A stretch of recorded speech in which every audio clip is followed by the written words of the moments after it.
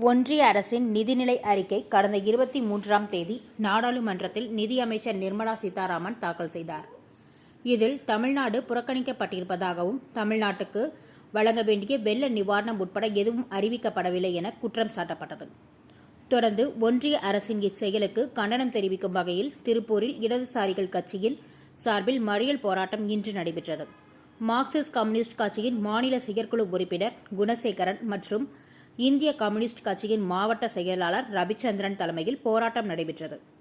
திருப்பூர் குமரன் நினைவகத்தில் இருந்து ஊர்வலமாக சென்ற இடதுசாரி கட்சியினர் ஒன்றிய அரசுக்கு எதிராக கோஷங்கள் எழுப்பியவாறு ரயில் நிலையம் எதிரே உள்ள மத்திய தபால் அலுவலகத்தை முற்றுகையிட்டு மறியல் போராட்டத்தில் ஈடுபட்டனர்.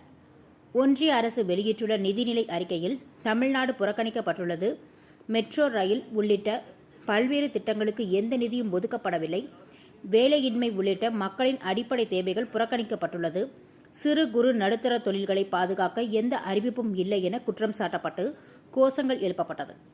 தொடர்ந்து போராட்டத்தில் ஈடுபட்ட இடதுசாரி கட்சியினரை போலீசார் கைது செய்தனர்.